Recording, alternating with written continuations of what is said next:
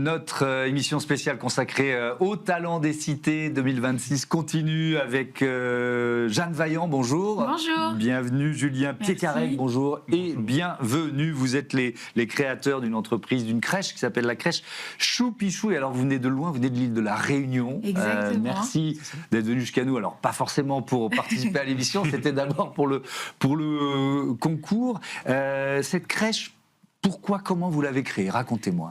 Déjà, elle est en construction. Elle sortira de terre officiellement fin d'année. Et du coup, moi, je suis une professionnelle de la petite enfance passionnée. Je suis éducatrice de jeunes enfants et auxiliaire de puériculture. Donc, c'était la suite. C'était un peu logique pour nous de s'associer et de créer une entreprise dans mon domaine. Parce que Julien est plus côté entrepreneurial. Moi, je suis plus passionné par tout ce qui est entrepreneuriat. Okay. Donc, à la base, j'ai fait une auto-entreprise en 2017, qui par la suite est passée en société en 2020-2021. Et j'étais vraiment passionné par tout ce qui est gestion, le digital et créer des entreprises. Et du coup, je me suis dit, on va associer nos forces directement, vu qu'on était complémentaires. Et je me suis dit, on va faire quelque chose dans la petite enfance. Et ben voilà, et puis alors quelque chose qui va forcément marcher, s'envoler, parce que ce concours, c'est une belle reconnaissance. Il y a un besoin particulier de crèche déjà pour comprendre pourquoi vous vous dites il faut créer cette crèche. Quelle a été votre réflexion? Je pense que de manière générale, on connaît tous des jeunes parents qui galèrent à trouver une place en crèche. Ouais. Donc c'est pareil dans les Outre-mer, c'est pareil à La Réunion. Nous, dans notre ville, il y a 400 enfants en liste d'attente là actuellement à ce jour. Et puis même, on se dit, outre la place, nous on a envie de faire une crèche où les parents nous choisissent pour ce qu'on est et pas forcément par dépit parce qu'il n'y avait pas de place.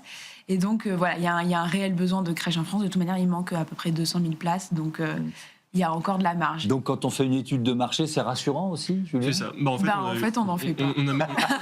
Non, mais en vrai, dans la réalité de notre projet, nous, on n'a pas eu besoin nécessairement d'en faire parce qu'on a eu directement les chiffres de la part de la mairie et de la CAF. Et directement avec les diagnostics territoriaux, on s'est rendu compte que il y avait une demande qui était tellement forte que la crèche serait remplie dès l'ouverture. C'est certainement l'exception des business qui ne font pas l'étude de marché. Oui, parce que ce sera une crèche, alors il faut la décrire, elle va sortir de terre, peut-être que les premières pierres ont été posées, elle va ressembler à quoi cette crèche? Exactement, c'est une écolo-crèche, nouvelle génération. Écolo-crèche, c'est le label, donc on aura le label écolo-crèche, qui est un des seuls labels reconnus par l'État qui valorise la transition écologique. Et ça sera l'une des premières à La Réunion à l'obtenir. Et en plus, nouvelle génération, c'est notre slogan, parce que forcément on représente la nouvelle génération de gestionnaires de crèche. Et du coup, l'architecture du bâtiment est un peu atypique, c'est complètement vitré, vu sur l'océan Indien, pour être connecté à la nature, autonome en énergie, donc avec des panneaux photovoltaïques sur tout le bâtiment. Et voilà, une crèche avec la nature. C'est quoi les critères pour obtenir ce label finalement écolo-crèche, Julien? Ça va être sur la partie matériaux au niveau de la construction. Après, ça va être durant toute la vie de la crèche et de la structure, que ce soit la gestion des déchets, les activités qui vont être faites par les enfants. Il y a différents points, en fait, et catégories qu'on va sélectionner. Et nous, c'est quelque chose qui nous tenait vraiment à cœur. Et du coup, on aura la double labellisation, à la fois sur le bâtiment et sur le label au fonctionnement de la structure. Et votre expérience personnelle, comment vous allez la faire finalement grandir, et à quel point vos expériences vont vous servir là, dans cette crèche? En fait, je pense que c'est mon parcours. Il y a plusieurs choses. Déjà, vu que je suis vraiment passionnée, on documente aussi notre aventure sur les réseaux sociaux. Et on est devenu en 3 mois la crèche la plus suivie de France. Alors qu'elle n'est pas encore ouverte. Alors qu'elle n'est pas encore ouverte. Et du coup, forcément, on a aussi reçu 200 candidatures spontanées. Et tout ça, ça aide. En fait, les gens, ils voient notre expertise, ils voient le fait qu'on est passionné et qu'on fait ça pour les bonnes raisons. Et du coup, forcément, on va attirer des bons profils. Et je pense que ça fait partie de... Mais ce que votre expérience personnelle, c'est-à-dire ce que vous avez pu faire, pratiquer en pratiquant votre métier ailleurs, est-ce qu'il y a des choses que vous avez vues à l'œuvre en vous disant je veux surtout pas que ce soit comme ça chez moi, dans ma crèche, ou au contraire, voilà des bonnes pratiques que j'ai pu expérimenter et que je vais développer? Dans les crèches, de manière générale, il y a quelque chose qui n'est pas du tout encore à jour, c'est la digitalisation. Alors nous, on a prévu d'être 100% digitalisé. Ça va aussi avec le côté écolo-crèche. Au moins, on est vers un objectif zéro papier. Mais ça nous paraît tellement évident pour le gain de temps. Le gain de temps, c'est ça. Nous, l'idée, c'est que les professionnels, elles fassent le moins d'intendance possible, qu'elles soient le plus possible avec les enfants. Et donc, nous, on a prévu d'essayer de digitaliser complètement la crèche. Et ça, c'était une expérience que j'avais eue en crèche. On passe trop de temps à faire des papiers. Et voilà. Et même pour les parents, du coup, ils pourront suivre en temps réel la journée de leur enfant. Ils auront une application directement où ils auront en temps réel directement les activités que font leurs enfants, etc. Le suivi de ce qu'ils ont mangé. C'est vraiment tout digitalisé. Et après, voilà, dans toutes les formations que j'ai faites, c'est sûr que j'ai un penchant très scientifique. Et donc, l'idée dans notre slogan aussi de Nouvelle Génération, c'est d'accompagner les enfants avec des connaissances scientifiques actuelles et plus avec des pédagogies du siècle dernier. Oui. Parce que les enfants ne sont pas une recette de cuisine où on doit tous s'occuper de pareil, il faut plus s'adapter. Et votre expérience de création d'entreprise, justement, comment elle vous sert aujourd'hui ? Ça nous a beaucoup servi sur toute la partie démarche, parce qu'il y a énormément de dossiers à faire, que ce soit avec la mairie, que ce soit avec la CAF, avec la CNAF. Il y a différentes commissions à passer.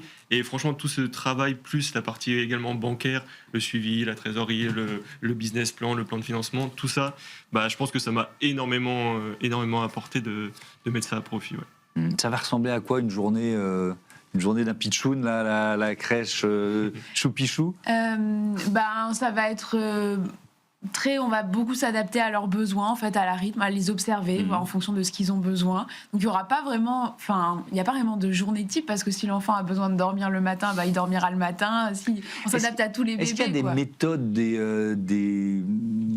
qui sont différentes, des approches différentes? Je pense par exemple alors c'est pas pour les crèches, mais pour les écoles, les collèges, alors l'éducation nationale, il va y avoir les méthodes Montessori. Vous voyez ce que je veux dire? Est-ce que là aussi il y a des méthodes différentes et que vous avez choisi de vous inspirer d'une méthode plutôt qu'une autre? C'est justement ce qu'on disait, Montessori, Picler, toutes ces pédagogies alternatives sont très en vogue. Il y a un gros effet de mode autour de tout ça. Pour nous, c'est pas notre idée de copier une méthode et de l'appliquer de A à Z. Ça ne nous semble pas adapté en 2026. Chaque enfant est différent et surtout, toutes ces pédagogies, elles ont 100 ans. Ça ne nous semble pas adapté d'accompagner les enfants d'aujourd'hui avec des manières de faire d'il y a 100 ans.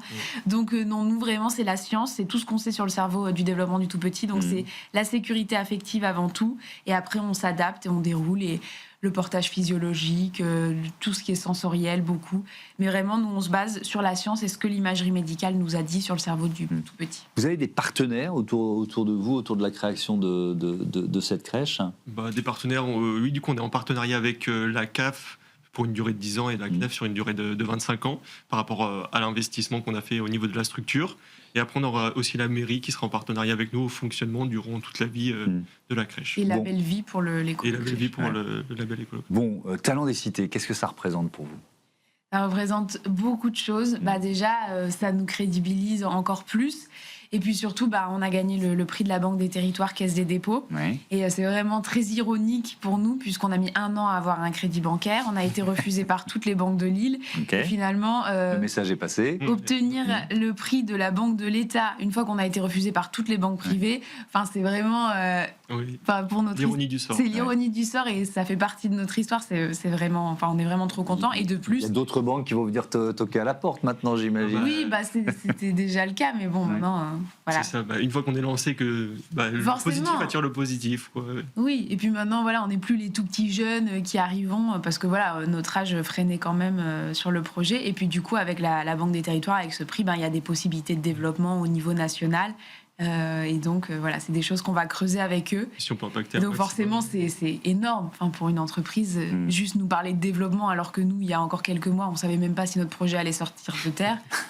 Ça donne de l'ambition. Ça donne beaucoup Julien. Ouais, c'est vrai que ça donne beaucoup d'ambition, de courage et qu'est-ce que je pourrais dire aussi on se de sent confiance peut-être. Voilà, c'est ça, de confiance. On se sent beaucoup en confiance quand on arrive enfin à arriver au terme de ce qu'on voulait faire. Et là, on n'a qu'une envie maintenant, c'est de se déployer dans un maximum de quartiers, impacter le plus de familles, le plus d'enfants et pouvoir faire. Ça pourrait devenir une franchise. Exactement, c'est quelque chose auquel on a pensé. Ouais. On nous fait des demandes déjà via les réseaux sociaux de personnes qui voudraient se franchiser avec tout ce qu'on crée autour de Choupichou sur les réseaux sociaux, la marque et on est neutre pour l'instant. Nous, on n'a aucun scandale et on espère qu'on n'en aura jamais. Et du coup, cette image de fraîche dans la petite enfance, c'est ça qui plaît. Et voilà. Merci beaucoup à tous les deux. Bravo encore une fois de ce concours, d'être lauréate du concours Talent des cités. Ça s'appelle Choupichou.